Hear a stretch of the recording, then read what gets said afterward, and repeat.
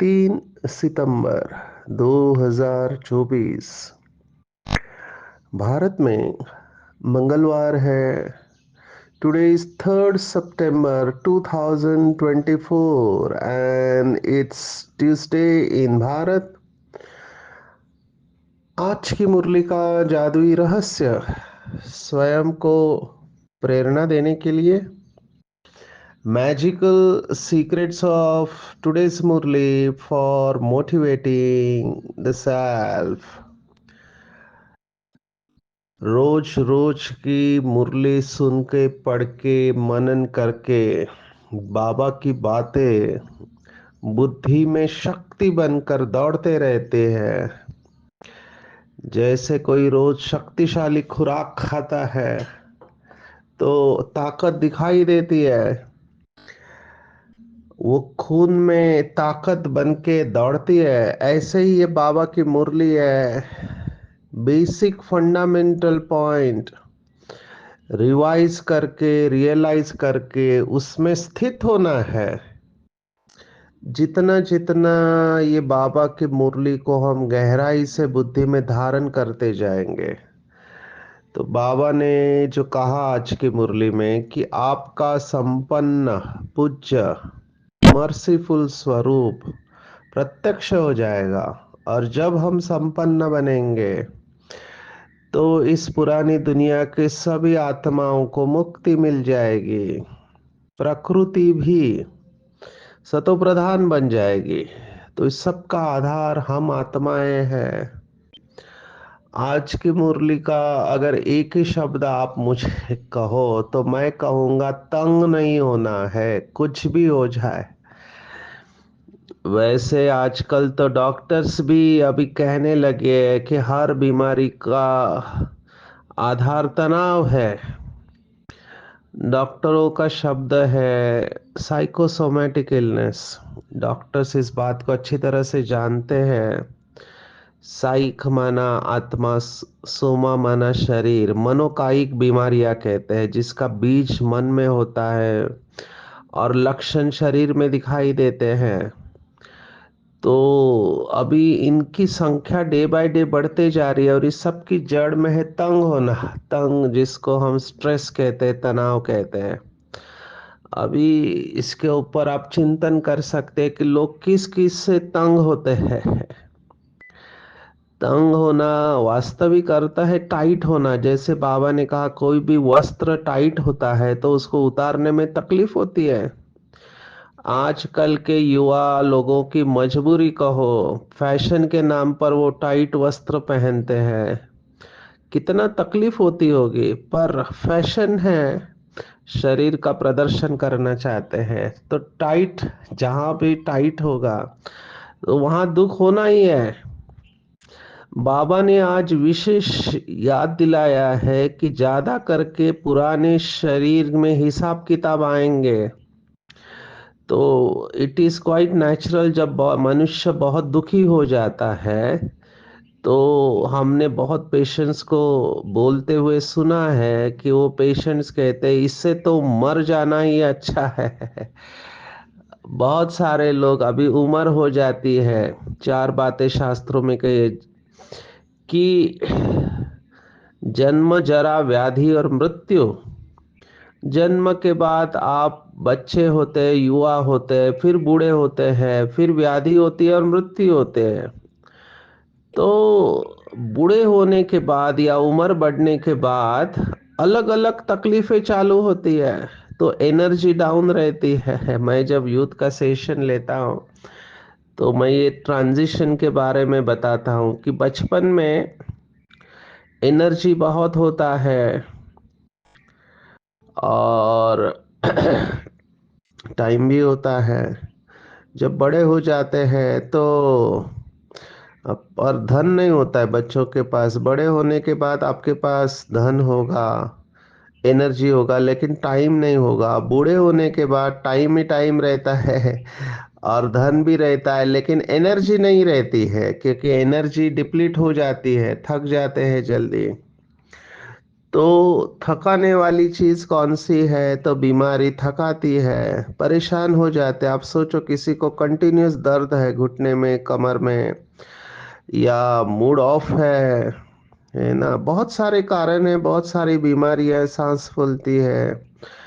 तो सहन शक्ति की एक लिमिट होती है और व्यक्ति की सहन शक्ति खत्म हो जाती है। और आजकल तो हम देख रहे हैं युवा लोगों की सहन शक्ति खत्म हो रही है। छोटी छोटी बात में गुस्सा कर लेते हैं। गुस्सा करना माना आपकी सहन शक्ति खत्म हो चुकी है। हम इसको अंग्रेजी में कहते हैं टॉलरेंस थ्रेशोल्ड लेवल। हर एक की थ्रेशोल्ड होती है कि दो बातें सुनेंगे, तीन बातें सुनेंगे, चार बातें सुनेंगे, उसके बाद उनकी एनर्जी खत्म हो जाती है। तो तंग हो जाते हैं। तो मुझे कहते हैं कि आप डॉक्टर को, भगवान को बोलो कि हमको बुला ले, हम नहीं रहना चाहते इस शरीर से। मुझे पता नहीं बाबा के कितने बच्चे ऐसा थॉट क्रिएट करते हैं, क्योंकि बाबा के बच्चों को पता है, इस शरीर का वैल्यू पता है। बाबा ने एक मुरली में कहा था कि बलिहारी इस शरीर की, जो इस शरीर के द्वारा भगवान मिला, बलिहारी है। तो इस शरीर को संभालना, ये भी बाबा ने कहा कि आपकी जिम्मेवारी है, क्योंकि आप और किसी शरीर में भगवान से मिल नहीं सकते। तो ये शरीर कैसा भी है, कितना भी पतित है, पुराना है, बीमार है, लेकिन इस शरीर को अच्छी तरह संभालना, लेकिन फंसना नहीं है। ये आज की क्रक्स पॉइंट है। अभी ये तंग होने के विस्तार में हम जाएंगे। आज का स्लोगन भी है कि समस्याओं को व्यर्थ के हैमर से तोड़ो नहीं। माना जब परिस्थिति आती है तो क्यों आई, कैसे आई, किसके वजह से आई, ये जो व्यर्थ की क्यों लगती है, बाबा ने इसको क्यों, क्यों माना लाइन को अंग्रेजी में क्यों कहते हैं। तो ये व्यर्थ की क्यों लगती है, उससे आपका बहुत टाइम एंड एनर्जी वेस्ट हो जाएगा। तो इसको अच्छी तरह से समझना है कि टाइम और एनर्जी को वेस्ट नहीं करना है। हमको बाबा ने कहा है कि संगम युग का हर सेकेंड बहुत वैल्यूएबल है। आज की मुरली में तो बाबा ने कहा कि पीछे आने वाले बाहर में रहते भी विजय माला में पिरो सकते हैं। माना जरूरी नहीं कि विजय माला में आने के लिए समर्पित होना पड़े। हालांकि समर्पित आत्माओं को चांसेस ज्यादा है, क्योंकि दिन भर बाबा के घर में है। बाबा बाबा ही है। लौकिक वालों को तो जॉब में जाना पड़ता है, बिजनेस संभालना पड़ता है।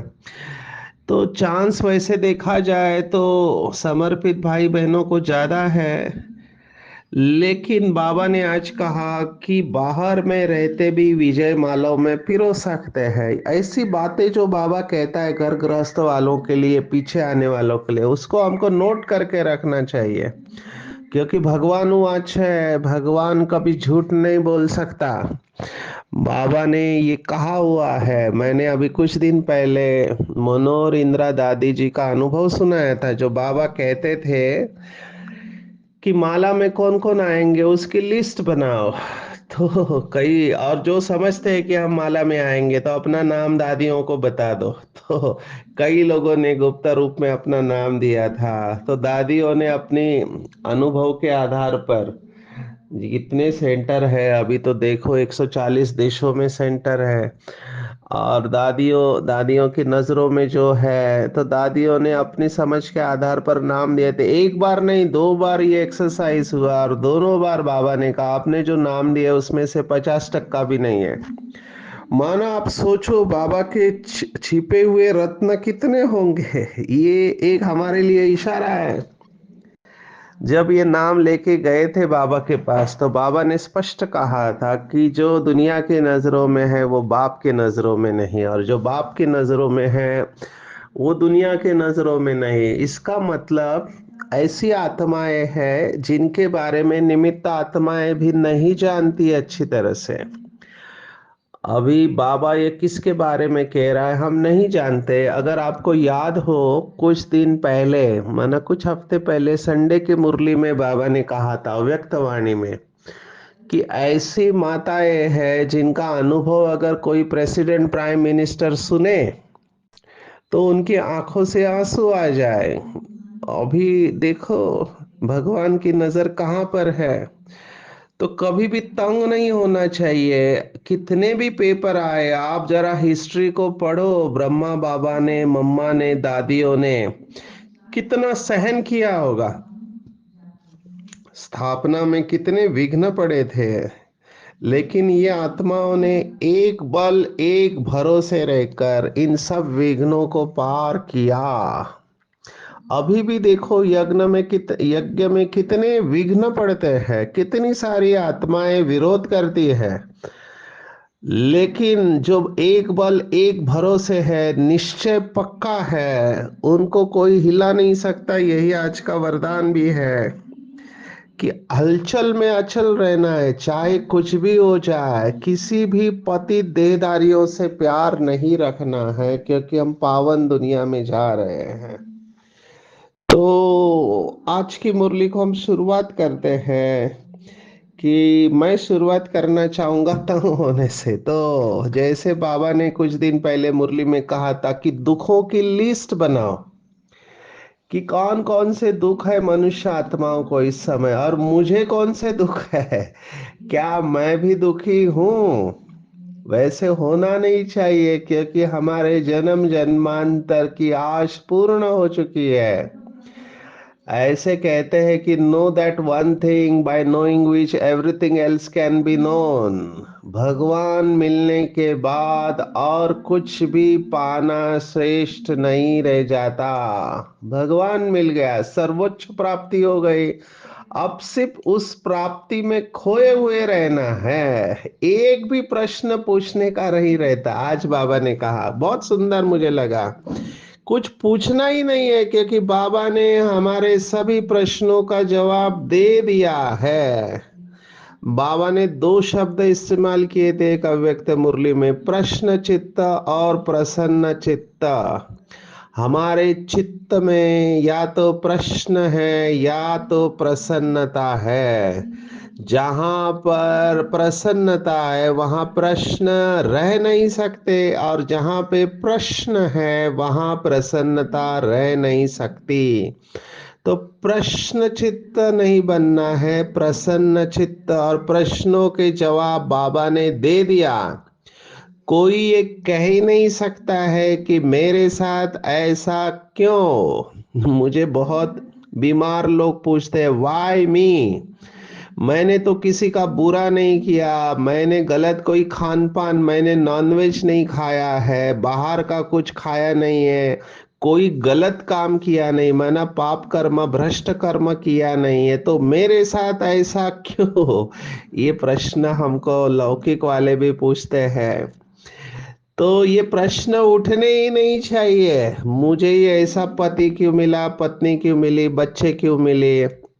अगर ये सब ठीक है तो सेंटर ही ऐसा क्यों मिला, टीचर ही ऐसे क्यों मिले, या फिर रिश्तेदार पड़ोसी, इसी शहर में मुझे आना था और कोई दूसरा शहर नहीं था। और फिर ऐसे तंग होके व्यक्ति कुछ तो करेगा। देखो लौकिक में भी इसके ऊपर बहुत अच्छा सुनाते हैं। भाषण करने वालों की दुनिया में कमी नहीं है। बाबा ने कहा भाषण नहीं करना है, भाषणा देनी है। तो लौकिक में कहते हैं कि मनुष्य घर बदलता है। समझो किसी घर में तकलीफ है तो सोचता है कि इसका वास्तु खराब है। मुझे तो ये वास्तु के ऊपर बहुत हंसने को आता है, क्योंकि कई लोग मुझे प्रश्न पूछते हैं, आप वास्तु को मानते या नहीं। मैं उनको अपना घर बताता हूँ जहाँ मैं रहता हूँ, क्योंकि वास्तु के हिसाब से वो पूरा निगेटिव है। चारों तरफ गंदगी है, टॉयलेट है और दिशा भी सही नहीं है। तो वास्तु के हिसाब से टोटली निगेटिव है। लेकिन सबसे ज्यादा सेवा उसी कमरे से हुई, स्टोर रूम में मैं रहता हूँ, और वहां तो वास्तु फेल है। तो फिर इनके और अलग जवाब होते हैं। तो एक है प्रकृति के पांच तत्व। दूसरी बात, मैं उनको पूछता हूँ कि ये दारू का जो दुकान है, मैंने देखा है कई जगह पे शराब का जो दुकान होता है, वो गटर के ऊपर होता है, नीचे से गटर बह रहा है, ऊपर से शराब का दुकान है। वास्तु के हिसाब से गलत है। ऊपर से हाई टेंशन वायर जा रही है जो इलेक्ट्रिसिटी पहुंचाते, हाई टेंशन। फिर से गड़बड़ वाला मामला है, लेकिन वहां इतनी भीड़ होती है और वहां उनका बिजनेस बहुत अच्छी तरह से चलता है। तो कई जगह पे हमको समझना पड़ेगा कि एक होती है प्रकृति के पांच तत्व और एक हमारे वाइब्रेशन। जब हम प्रकृति के मालिक है, जब भगवान कह रहा है समय भी आपकी रचना है, तो ये वास्तु दोष कहाँ से आया? देखो, भगवान कहता है, बाबा ने भी कहा है, मनुष्य भी कहते हैं कुछ कि व्यक्ति जीवन में सबको दोष देता है। अभी कितने दोष शास्त्रों में बताए हुए हैं। अभी इसमें सत्य होगा, मैं निगेटिव नहीं कह रहा हूं, please take me very positively. Energy का इम्पोर्टेंस है, प्रकृति की ऊर्जा, घर की ऊर्जा, इन सब का इम्पोर्टेंस है। मैं इसको काट नहीं रहा हूं, मैं अपना अनुभव रख रहा हूं। हमारे घर में कुछ रिश्तेदार लगातार शरीर छूटने लगा तो सब लोग घर वाले डर गए। मैं तो सोच रहा हूँ ड्रामा प्लान अनुसार एक्यूरेट ड्रामा चल रहा है। तो किसी ने हमारे लौकिक भाई को कहा कि तुम्हारे यहाँ काल सर्प दोष है। तो काल सर्प दोष, कुछ लोग बोलते हैं पितृ दोष है, कोई कहता है वास्तु दोष है। अभी ये सभी दोष है, व्यक्ति बाहर ही ढूंढता रहता है कि बाहर कुछ ना कुछ दोष है, तो इसका दोष उसका दोष, लेकिन खुद का दोष उसको दिखाई नहीं देता है। सब जगह पे दोष ढूंढता है लेकिन अपना दोष नहीं देखता है। तो किसी ने कहा इंसान घर बदलता है, रिश्ते भी बदलता है। जिस रिश्तों से तंग होता है डाइवोर्स दे देते हैं कि पहले कहते हैं आई लव यू, मैं तुम्हारे बगैर रह नहीं सकता, और फिर कुछ हो जाता है तो कहते हैं आई हेट यू। तो रिश्ते भी बदलता है, घर बदलता है, अच्छा दिखने के लिए कपड़े बदलता है, पता नहीं क्या क्या बदलता है, सब कुछ बदलता है, फिर भी दुखी क्यों रहता है? क्योंकि खुद को नहीं बदलता है। तो मेरा तो ये अनुभव है, मैं क्या कहूँ इसके ऊपर। मैं बहुत सुनाता हूँ क्योंकि इस अनुभव से जा चुका हूँ, जा रहा हूँ। हमारे लौकिक परिवार वालों ने हमारे ऊपर प्रयोग किया था, मेरी शांति करने के लिए 4 पंडित बुलवाए। ये बात मैंने अपने किताब में भी लिखी हुई है कि बाबा ने कैसे चमत्कार कराया। अभी मुझे पता नहीं था ये शांति में क्या करते हैं, हवन बनाते हैं, उसमें तिल जौ समीदा डालते हैं, जोर जोर से मंत्र पढ़ते हैं, उनकी होगी अपनी विधि। मैंने उनको एक ही प्रश्न पूछा कि ये सब क्यों करना चाहिए। तब उन्होंने कहा मुझे कि हमारे ऊपर ग्रहों का प्रभाव रहता है, वो ग्रह शांति है, वो ग्रहों के प्रभाव से मुक्त करने के लिए ये शांति है। अभी मुझे पता था ये क्यों किया माता जी ने, क्योंकि हम जाते हैं ब्रह्मा कुमारी में, तो उनको लगा था कि ब्रह्मा कुमारी ने इनके ऊपर कोई जादू किया है। तो मैंने उस पंडित को एक ही प्रश्न पूछा कि ग्रह जड़ है या चैतन्य है? उन्होंने कहा वो तो जड़ है। फिर मैंने पूछा आत्मा जड़ है चैतन्य है? तो उन्होंने कहा आत्मा तो चैतन्य है। फिर मैंने कहा चैतन्य का जड़ के ऊपर प्रभाव पड़ेगा या जड़ का चैतन्य के ऊपर? अभी वो पकड़ा गया, चुप हो गया। मैंने उस समय गर्जना की, मुझे आज भी याद है, हालांकि नए थे। मैंने कहा संकल्प से सृष्टि बनती है। ब्रह्मा ने, माना परमात्मा ने ब्रह्मा के द्वारा संकल्प से सृष्टि रची, हमारे संकल्पों से ये ग्रह घूम रहे हैं। मैंने इतनी बड़ी बात की तो हमको माता जी को लगा हमारे कि ये बहुत बोलता है, अपने को बहुत होशियार समझता है। तब उन्होंने गुस्से में कहा कि तुम अपने को बहुत होशियार समझते हो, चुपचाप बैठो, उनको जो करना है करने दो। तो ये अनुभव मैंने किताब में लिखा है। इन 4 पंडितों को मैं बाबा के कमरे में लेके गया और वो शांत होके गए। बाबा ने उनको शांत कर दिया। तो मेरा अनुभव कुछ और कहता है, जो बाबा मुरली में कहता है कि हम विश्व परिवर्तक है, तो हमको तंग नहीं होना चाहिए। ये सब पेपर ड्रामा प्लान अनुसार आने हैं और मुझे हमेशा ऐसे लगता है आने चाहिए। आप सोचो, मुझे 30 साल बाबा के यज्ञ में चल रहे हैं, हर समय पेपर अलग होते जा रहे हैं। आज भी पेपर आ रहे हैं, आज भी। जबकि अभी हम हमको उससे डर नहीं लगता है। पेपर आते हैं तो हम तो खुशी खुशी से जाते हैं। जैसे मुझे जब पेपर आता है ना तो मैं बहुत एक्साइट हो जाता हूँ, क्योंकि मुझे पता है मेरा क्लास बढ़ने वाला है। शिव बाबा मेरे को ठोक पीट के देख रहा है कि ये फिट है कि नहीं। तो मैं बाबा की याद में सामान को याद करके पेपर को फेस करता हूँ, और उसमें से हम पास होके बाहर निकलते हैं। कितने लोग नाराज होते हैं मैं देखता हूँ। संगठन है, अभी संगठन में एक दूसरे से अपेक्षाएं रहती है, बड़ों की हमसे अपेक्षा रहती है, घर वालों की रहती है, अलौकिक परिवार की रहती है, कितने लोगों से रहती है। और चारों तरफ से कोई ना कोई खींच रहा है आपको। लेकिन आपका योग अगर अच्छा है, सामान का अभ्यास अच्छा है, और आप अपनी शुभ भावना नहीं छोड़ते हो, कुछ भी हो जाए अपनी शुभ भावना नहीं छोड़ेंगे तो आप आसानी से उसमें से बाहर निकल आओगे। अभी मैं कॉन्फिडेंशियलिटी की वजह से आपको सब सुना नहीं पा रहा हूँ, लेकिन मैं इसके ऊपर जरूर बताऊंगा कि तंग नहीं होना है, हमको हिम्मत रखना है। सर्वशक्तिवान हजार भुजाओं वाला बाप हमारे साथ है। मैं ये क्यों कह रहा हूँ, कई लोग बीमारी से तंग हो जाते हैं। अभी डिप्रेशन की बीमारी है, यंग एज में हो गई है, अभी कुछ सोचता नहीं है, डिप्रेशन में माना खुशी ही चली जाती है, जीने का कोई मकसद ही नहीं रह जाता है।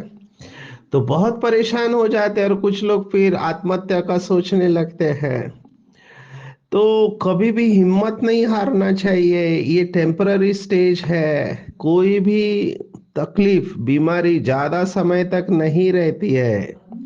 हमको कोशिश जारी रखनी चाहिए। पेपर भी लंबे समय तक नहीं रहता है, हमको हिम्मत नहीं हारना है। हमारी विजय निश्चित है। अभी मैं आपको कितने उदाहरण सुना। हमारे अभी कॉन्फ्रेंस में एक परिवार आया था अपनी बेटी को लेके, उसको 16 जगह पे फ्रैक्चर हुए थे, एक्सीडेंट। और डॉक्टर ने कहा अभी कुछ नहीं हो सकता, लेकिन उनके लौकिक परिवार वाले बहुत पॉजिटिव, स्पेशली उनके लौकिक पिताजी, और वो लिखते थे अमृत वेला कि सब ठीक हो जाएगा, बाबा ठीक कर देगा। और वो डॉक्टर कह रहा है कि कुछ नहीं हो सकता, लेकिन इनके संकल्प इतने श्रेष्ठ थे कि उसमें से वो बहन अभी डॉक्टरी पास किया, एमबीबीएस किया, अभी ऑर्थोपेडिक सर्जन की पढ़ाई पढ़ रही है। बहुत मोटिवेशनल एक्सपीरियंस है। तो हम उनसे मिले, अभी भी उनको फुट ड्रॉप है, उसका ऑपरेशन में उसी हालत में वो कॉन्फ्रेंस आए थे। तो आप सोचो, प्लास्टर लगा हुआ है, कॉन्फ्रेंस अटेंड कर रहे हैं, और उनका अनुभव सभी डॉक्टरों ने सुना कि क्या हालत होती है, 16 फ्रैक्चर है। तो मुझे नहीं लगता है इतना तकलीफ और किसी को होगा। हो भी सकता है, कैंसर की बीमारी में बहुत तकलीफ होता है, और भी बीमारी होती है, रिश्तों में भी बहुत कड़वाहट हो जाती है। पर हमको सहन करना है, क्योंकि हमारे कर्मों का फल है। निराश नहीं होना है। संडे की मुरली को याद करना, कारण को नहीं निवारण को, समस्या नहीं समाधान के ऊपर फोकस करना। और मैं आपको बताता हूँ कुछ, अगर और समझ में नहीं आता है, बात करो आप किसी अच्छे व्यक्ति के साथ, क्योंकि उसके वाइब्रेशन आपको मिलेंगे। जैसे ये मुरली रहस्य, आप इसको सुनते जाओ, 2-3 बार सुनो, आपको एनर्जी आने का एहसास होगा, क्योंकि बाबा ऐसी शक्ति भर रहा है हम सबके अंदर। हमको केवल थोड़ा उमंग उत्साह बढ़ाने की बात होती है। मैंने देखा अच्छे अच्छे लोग पेपर में से पास हो जाते हैं। तो कभी भी तंग नहीं होना चाहिए, अपने आप को हल्का रखना चाहिए। बाबा ने देखो आज कहा, तुमको पद्मा पदम भाग्यशाली कहते, क्योंकि तुम्हारे पैरों में छापा लगा है। अभी ये भी मुझे कई लोग जो ज्योतिषी वाले कहते हैं कि तुम्हारे ना पैर में क्या बोलते हैं वो पद्म है, माना तुम घूमते रहोगे, ऐसे तुम्हारी कुंडली है। मैंने कहा मुझे देखने की जरूरत नहीं है, वो तो मेरा इंटेंशन है।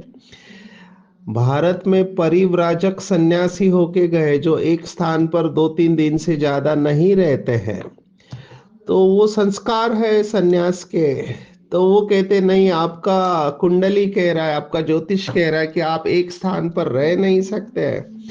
आज बाबा ने यही कहा कि तुम्हारे पैरों में छापा लगा हुआ है पद्मों का। पद्म माना एक के ऊपर 15 जीरो। लेकिन शिव बाबा को तो पाव ही नहीं है। हमारे महाराष्ट्र में संत ज्ञानेश्वर ने कहा कि मैं उसकी पूजा कैसे करूं, क्योंकि उसके पाँव ही नहीं है। वो निराकार का वर्णन कर रहे थे। देखो सिख धर्म को आज बाबा ने याद किया कि सिख लोग राइट अक्षर बोलते हैं, सदगुरु अकाल मूर्त।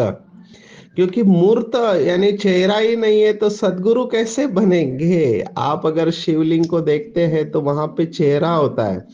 तो ये ब्रह्मा बाबा का चेहरा है जिसके द्वारा शिव बाबा बोलते हैं।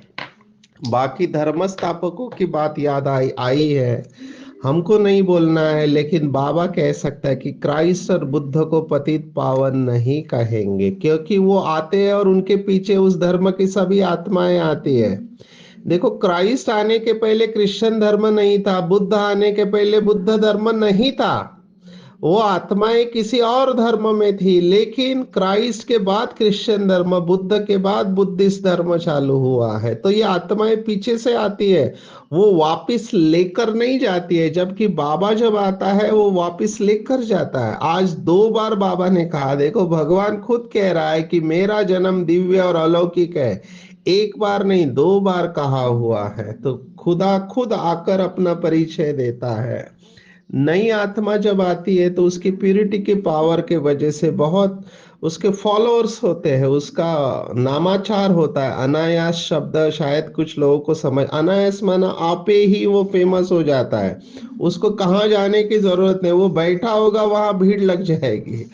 तो ये पीछे आने वाली आत्मा का प्रतीक है। बाबा की सेवा धीरे धीरे बढ़ती है। सोने को भी बाबा ने याद किया। आजकल लोग सच्चा सोना पहनते नहीं, छिपाते, क्योंकि इनकम टैक्स का डर रहता है। वो चोर भी चोरी करने वाला परेशान हो जाता है, इतना मेहनत से चोरी किया, बाद में पता चला कि ये इमिटेशन ज्वेलरी है, ओरिजिनल नहीं है। तो बाबा देखो पहले से ही बता रहा है, 69 के पहले बाबा ने बोला था कि डे बाय डे सोना महंगा होते जाएगा। डे बाय डे सोना महंगा होते जाएगा। इसलिए हमको बहुत ध्यान में रखना है। वो सोने की वैल्यू बढ़ रही है, लेकिन उससे भी ज्यादा वैल्यूएबल हमारा ये जन्म है, हमारा हर संकल्प है। बाबा ने कहा ये ज्ञान रत्न आपको सतयुग में नहीं मिलेंगे। बाबा का एक बहुत सुंदर गीत है, आपको सुनना चाहेंगे। कहाँ मिलेगा सतयुग में बाबा ऐसा प्यार। तो बाबा हमको बगुले से हंस बना रहे हैं ना, ज्ञान रत्न दे रहे हैं। तो हमको नशा चढ़ना चाहिए कि स्वयं भगवान भाग्य विधाता हमारा भाग्य लिख रहा है, जिससे हम पद्मा पदम भाग्यशाली बन रहे हैं।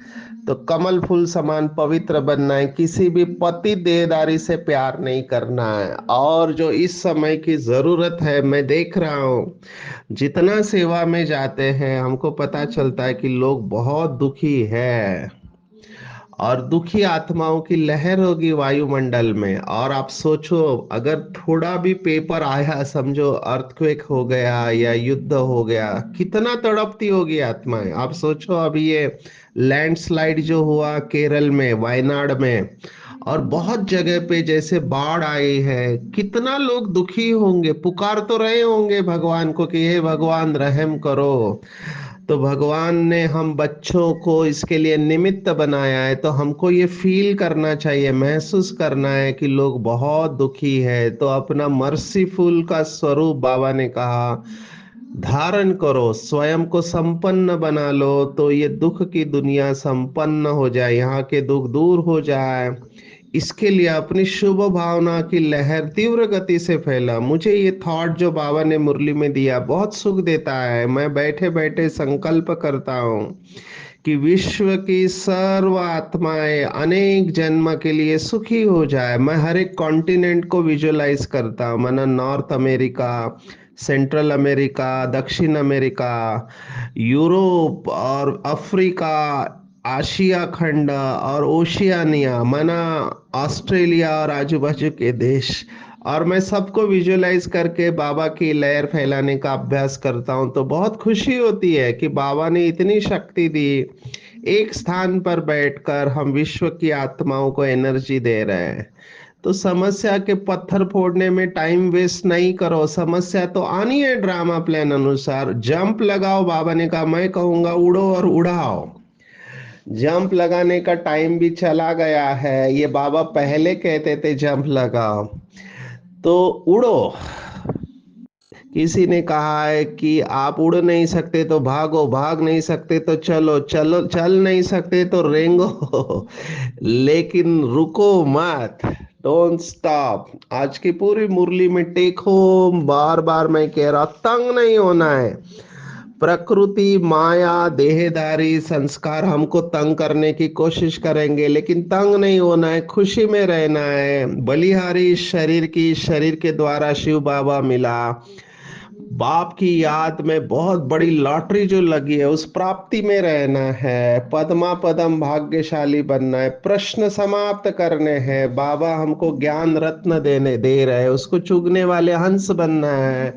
हलचल को समाप्त कर रहम की भावना इमर्ज करनी है, मर्सीफुल बनना है। और समस्याओं के पत्थर को तोड़ने के बजाय हाई जंप या उड़ना है। अच्छा। ओम शांति।